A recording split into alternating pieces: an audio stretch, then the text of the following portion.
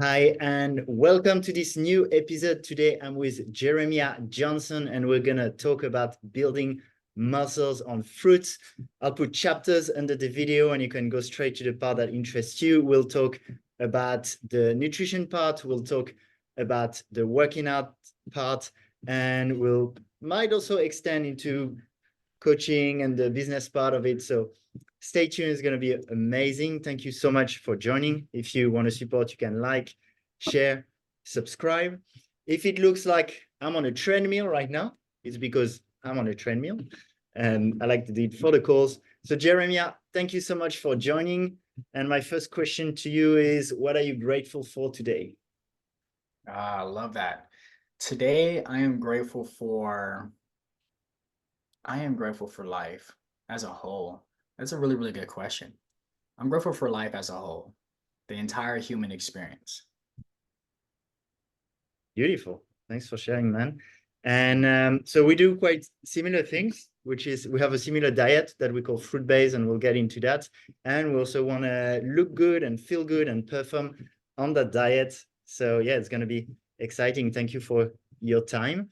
Um, do you want to share like a quick, like the quick story, let's say, like 3, 4 minutes on your journey getting into raw foods and a lot of fruits because that's quite an unconventional diet, and potentially also after leading into wanting to build the muscles. Yeah, so I got into this lifestyle a very long time ago, actually.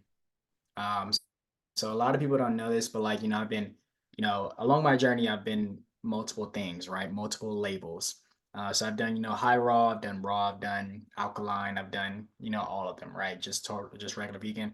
But something that, really resonated for me was just having like high fruit. And yeah, so I essentially have like always been, fruit based because I realized that tropical, well, specifically fruit just as a whole, but specifically tropical fruit has been like just the most nourishing to me. And I've just honestly been addicted to tropical fruit since the first time I've ever had jackfruit. And ever since then, I was like, dang, there is something about tropical fruit. So yeah, that's how I got into the lifestyle. Amazing. And yeah, what, like, how was your journey? Did you have a time when, like a lot of people on the road, they become like weak and skinny? Was that your part, and was that a motivation for you to build your body? Yes, 100%. So some time ago, when I tried to go just strictly raw, I had a hard time holding on to muscle.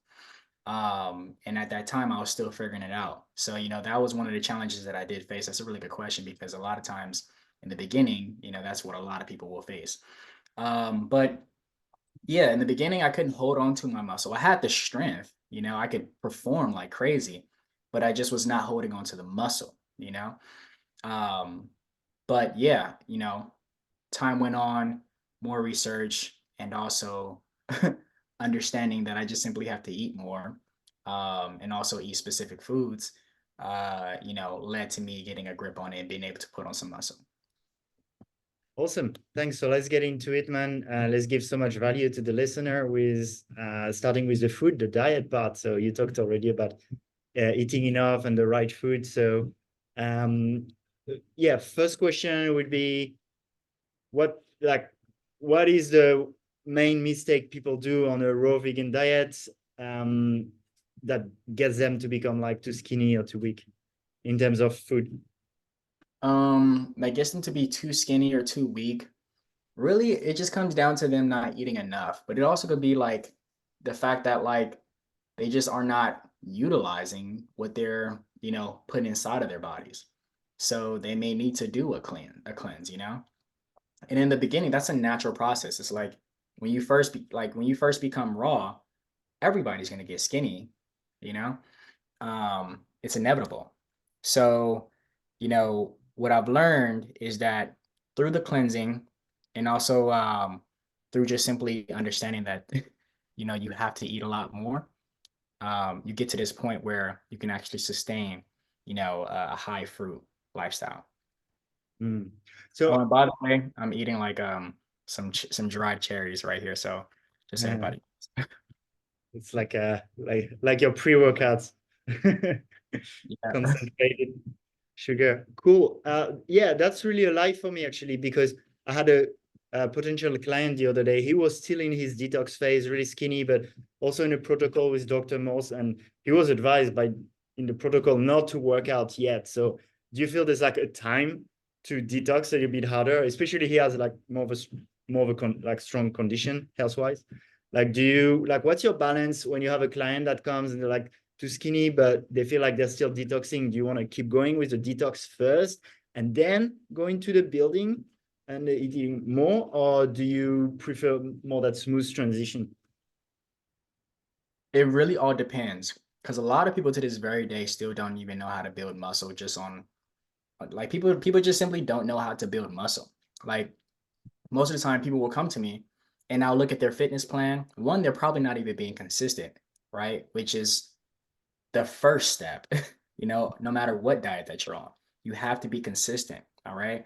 And then two, it's literally focusing in on form and activation, right? So you can be able to get those gains and maximize while you are at the gym or, at the park or whatever it is, right? Okay, Um, can we and we'll extend more on the fitness part in the second part. Can we stay a bit more on the diet for now? yeah, for sure. So I would say, if they're, it depends because if they're still new to this lifestyle, I would definitely recommend for them to complete, a detox.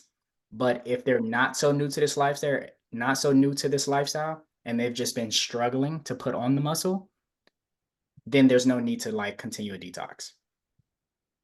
Never ends anyway, huh? Like there's always I mean, something next. essentially it doesn't. Yeah.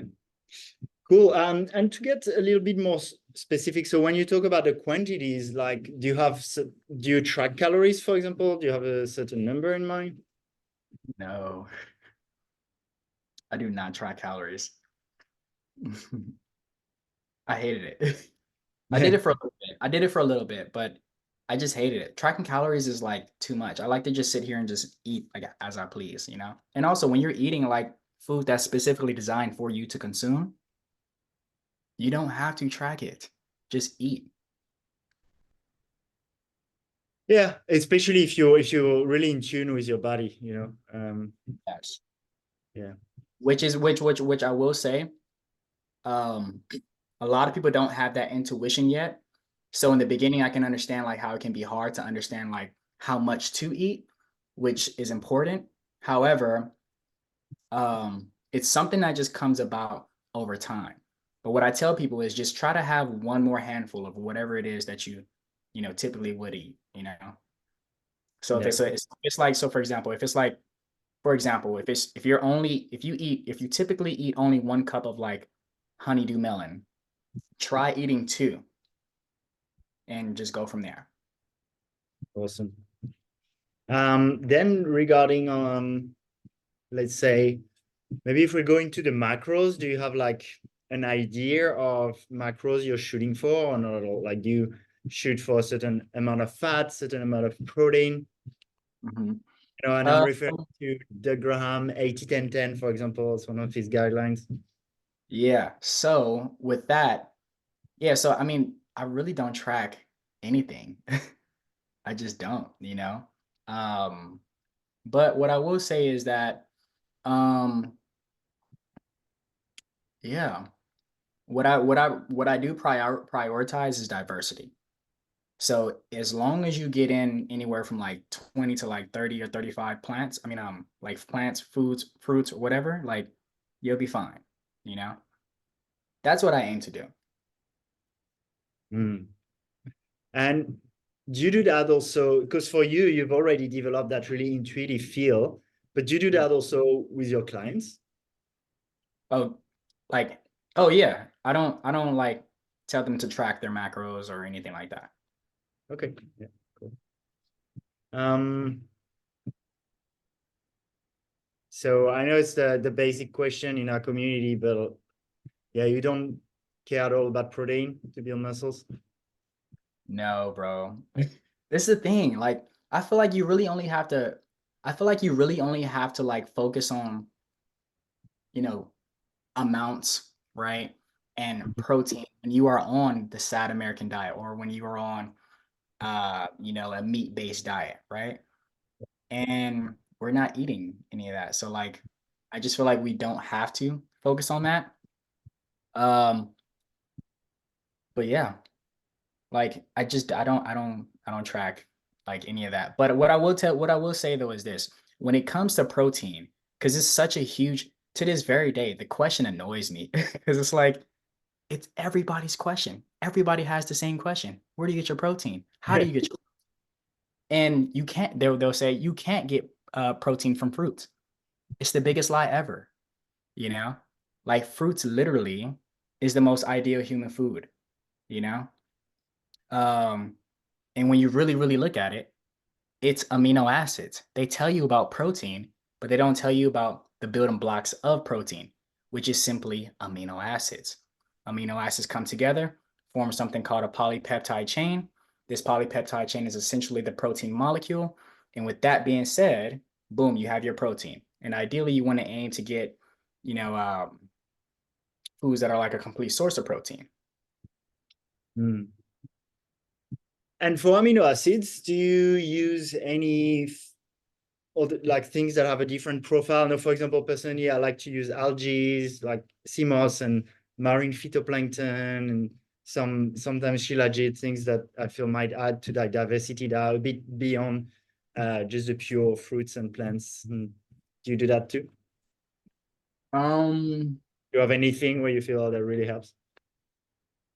hmm, goji berries. Goji berries for sure.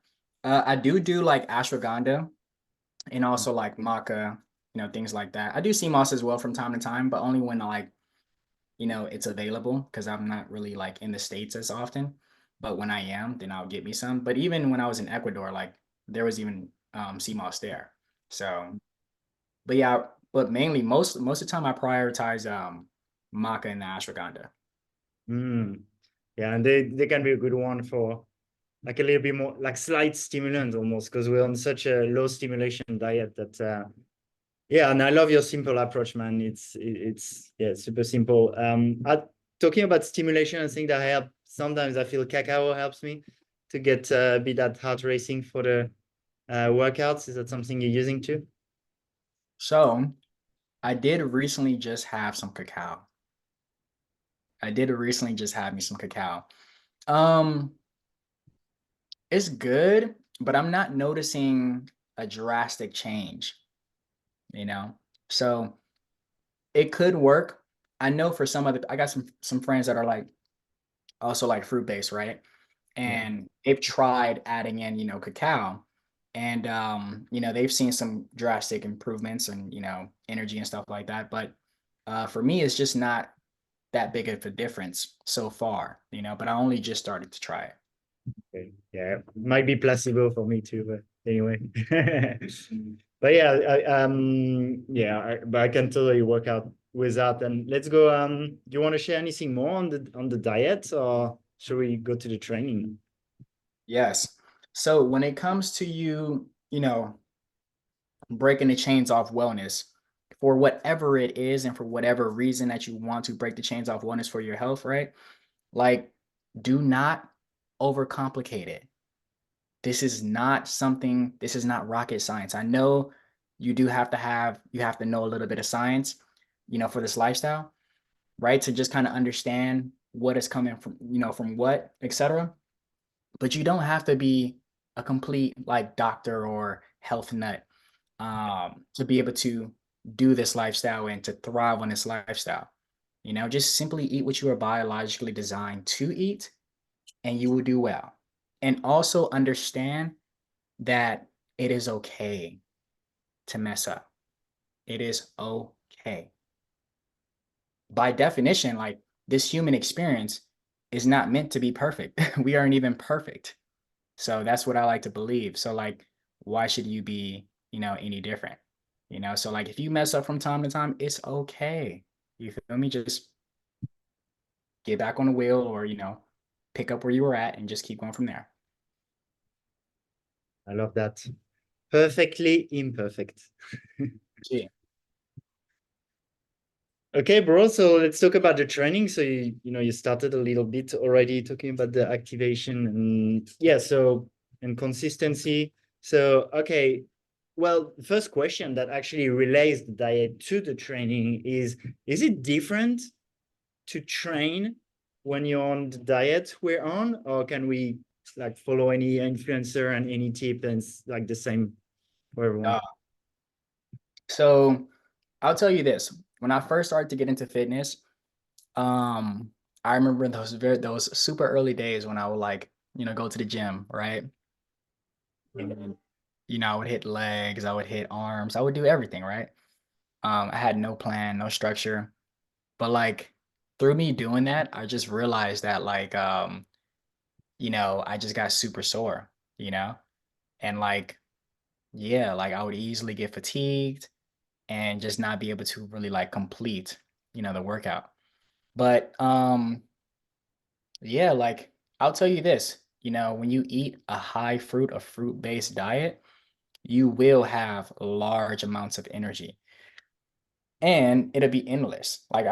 Dude, I would do like 2 workouts in a day and still have energy to do more, you know?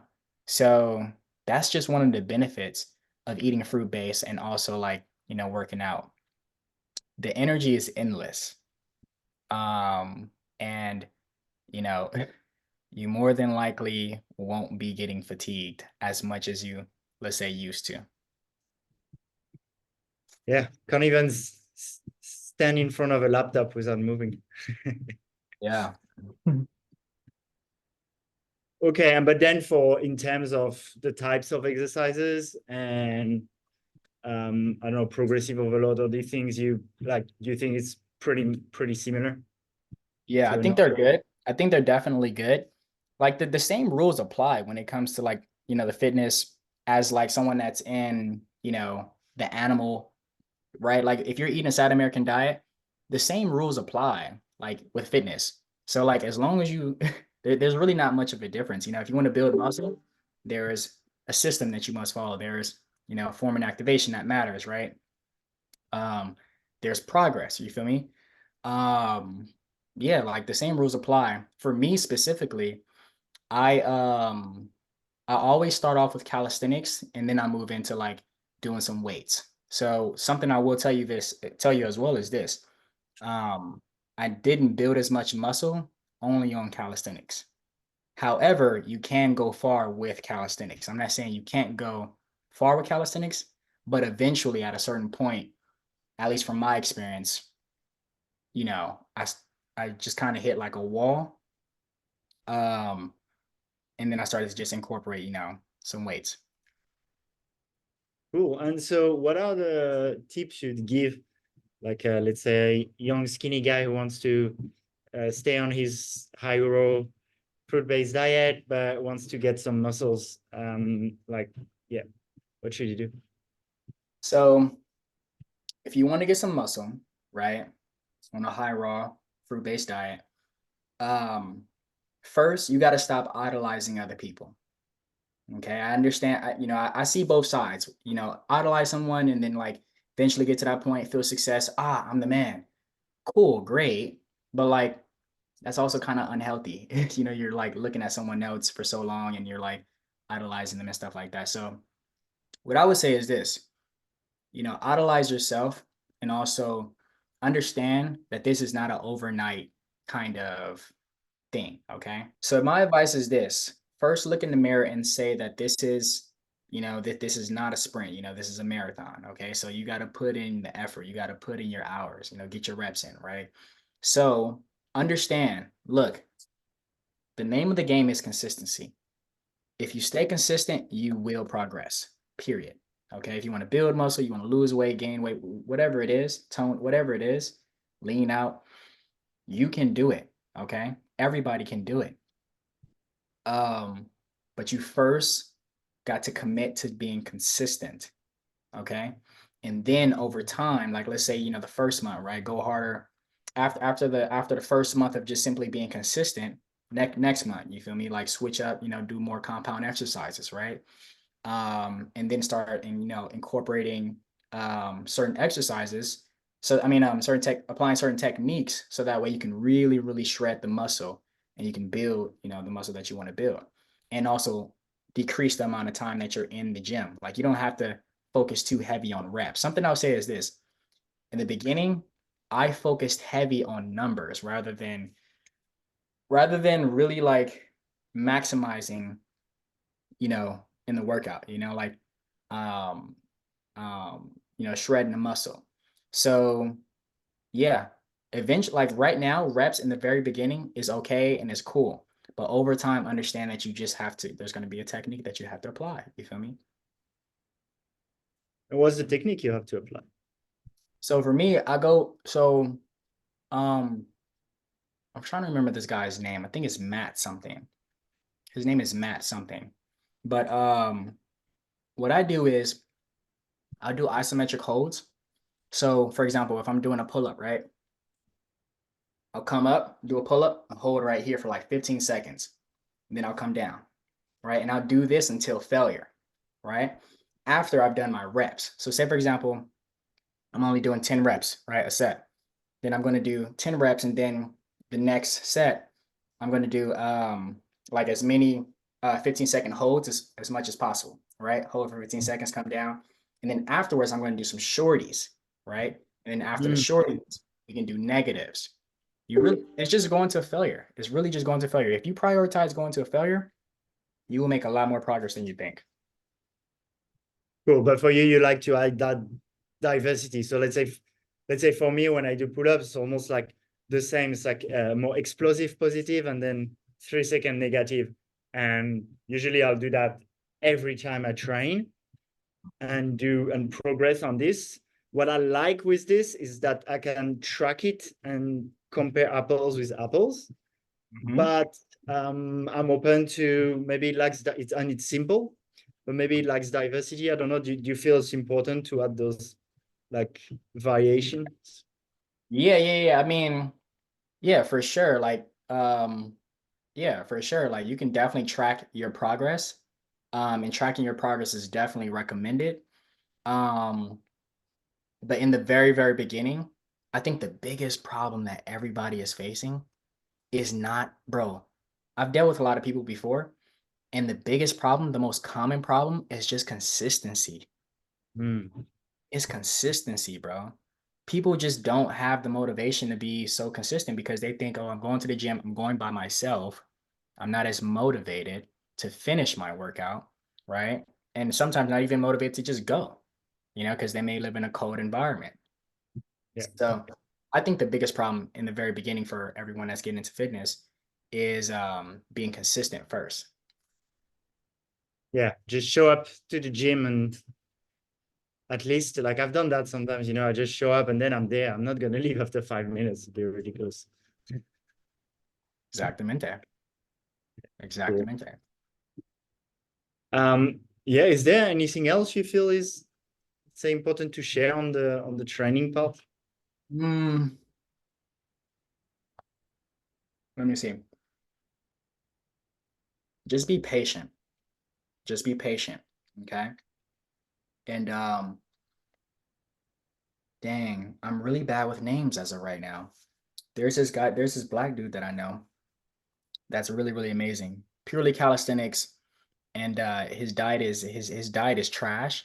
I don't know how you feel about cursing, and I won't curse, but like his diet is trash, but like he's just consistent, right? And he's made really, really amazing like he's just really, really like transformed his physique, off of just being consistent. So yeah, man, just be consistent and also know that like this is not a walk in the park. Okay. It's not. So if you think it is, that's you're messing up already. And also understand too, like, um, everybody's body is different. So like I said, don't compare yourself to me or to anyone else. Like literally just look yourself in the mirror and be like, okay, cool. What do I want to accomplish? Look at my progress from week 1 to week 2 to week 3 and etc. Mm. Oh, one last thing, bro. How about recovery? Because being consistent is good, but often it's like, okay, you also need to give time to the muscle to recover. What do you Yeah. want to share? So, when it comes to recovery, the clean, bro, honestly, the cleaner that you are internally, the more you really kind of just don't get as sore as, you used to. Like for me, um, when I was like pescatarian, right? Like, and I was hitting the gym and stuff like that, dog, I would get so sore. It was crazy. Like I would not have, I just wouldn't be able to walk for like weeks, bro, because of Mm. how hard I was in the gym. Um, but I say that to say this: if you're on the right diet, if you're eating a high fruit based diet, you'll learn that like you won't be as sore as often compared to when you were not fruit based and when you're consuming animal products and stuff like that. So yeah, eat clean, be consistent, and also know that like soreness is definitely going to be different when you're on a fruit based diet versus like carnivore diet or whatever it is. Cool. Well, then I'm curious because you have such a simple approach, which is basically, yeah, feel with your body, eat a little more, be consistent at the gym. That's the most important. Play the long-term game. And I think that's amazing advice, you know. But then we're both in the business, let's say, of coaching. And when we do coaching in general, people pay us to do, like, let's say, a 12-week program where they also want to see result a bit faster than if they just, with maybe more specific meal plans or more specific training plans that go more into details. And also potentially, at least what I feel is, I add some trackings that maybe people would let go of in the future, typically macros, calories, progress at the gym. If you're like you, then it's like, okay, I just eat fruits because it's delicious, and I just work out because I enjoy working on my body. And I've been on the diet for 10 years, so I don't get sore. And for someone like more new to his body, okay, good for you, man. But like, is that gonna work for me? I want to have results, like at least some results in 3 months. It doesn't have to be perfect. So I'm curious in your coaching, like how do you coach people who want to have results shorter, maybe aren't that convinced and haven't been on it for so long? Yeah, so I tell all of them the same. I tell them this like, uh, you know, wanting to get results within a short amount of time is cool, but guess what? What about afterwards? You know, what about afterwards? Do you like Okay. it's okay, you can hear me, right? Yeah. Yeah. So when people come to me and they're talking about like, oh, I wanna I want to get fit within like 3 months. Great, cool. It's definitely possible. And we can make it happen. However, I try to point them in the direction of making this a lifestyle rather than putting a time on it, Because like once you hit your goals, boom, the dopamine, ah, great, cool, I accomplished this. And then what? You're back snacking on Cheetos, you know, because you got the dopamine of accomplishing it. And now that, and since it's not a part of your lifestyle, you go right back because you've already accomplished it. You go right back to being lazy and comfortable, and not, busy and not trying to like keep this going and make it a part of who you are rather than, you know, just it being a goal. So you could have short-term goals, which is great. However, the Mm. main thing is making it a lifestyle. Okay. Yeah, but I don't know, man, because I feel during those 3 months trying to achieve your goal, you're gonna change also, and you're gonna feel more and better. And so I feel, at least for me, I can feel then you become more embodied. Mhm. Probably a bit Wait, of both. wait, you said it embody? I'm just thinking if people go through a more intense 3 months and even are a bit short-sighted, they'll get an experience of how they feel that probably is going to change them long term anyway. Oh, yeah, for sure. But in the beginning, I just keep it transparent with everybody. And I just tell them like, look, great. Like we're definitely going to accomplish that, but just I'm just pointing them in the direction of this is a lifestyle. Like I Yeah, get it, you want to accomplish your goals, but let's focus on this being a lifestyle because that's sustainable. That's how you're going to end up accomplishing your goals and not having to come to a coach like me ever again. cool. Um, actually, talking about the lifestyle part of it, to me, is living in the tropics, being in the sun, being barefoot on the earth, and getting the fruits directly from the trees if possible. But I think a lot of also your clients are probably from places where it's more cold, and that's not realistic. So do you, I mean, I know you prefer the tropics, but also because we're coaching, like, how do you feel about this diet when people live in cold places? And do you feel there's major adaptations to make?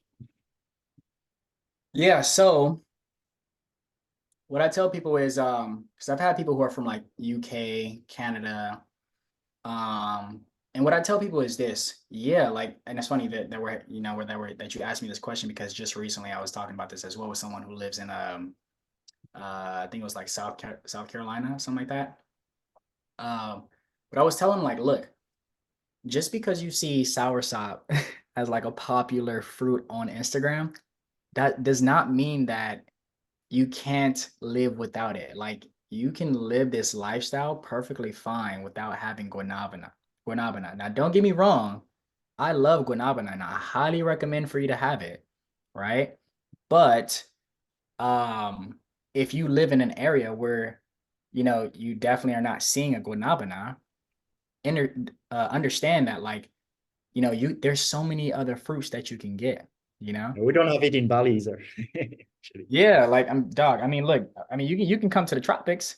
You can come out to you know one of the retreats that I do and stuff like that, you know, and have this you know this tropical experience. But um yeah, not everybody, unfortunately, not everybody can, you know, have these very like tropical fruits that we typically have, right? But it's I was still also definitely thinking about possible. things like sunlight. Ooh, super important. I'm so sorry. My bad. I'm still on the call. I'm on an interview right now. Let me call you back. Sorry. Um, Sunlight is extremely important. Extremely, extremely important. Um, you know, it converts the cholesterol into vitamin D, right? Mm. And also, um, you know, it is fuel, right? So you know, what I like to do is sun gaze. So Mhm. first thing in the rising, I'll do, you know, sun gazing, and also later on in the evening, I'll do some sun gazing. And that right there is perfect for my nervous system, right? Um, I don't know what it does to us as far as like fueling us, but what I can tell you is this: every time I do it, it's so nurturing and it's so just like relaxing that like it is unexplainable, as well as it makes me feel full, but I don't know what it specifically is doing to me internally. That's a segue into prana that we might get on a different conversation. I'd love to go towards more the like the closing part, which would be a little bit about coaching and business. Like I know you're quite passionate about your coaching business. You're doing retreats, so yeah. What do you love about helping people thrive on that fruit-based diet? This is a really good question because, you know, for everybody that's watching this in the future, me and Alex had a long conversation about purpose. So, um, yeah, I love what I do because, you know, when you look at the world today, you see that humanity does have a problem.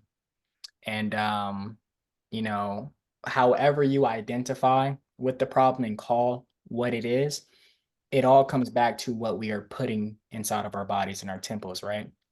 What we are ingesting. So, like, because food is information, this cherry right here, this dried cherry is information from my DNA, right? So, like, yeah. So, like, and also, yeah. So, like, when you are eating, you know, food that is meant for you, like your entire life compared to like never doing it, which is unfortunately the sad reality that like a lot of Americans are doing. Um, but like when you eat food that is specifically designed for you to consume, it is having a positive impact on your DNA, upgrading, you know, your DNA, right?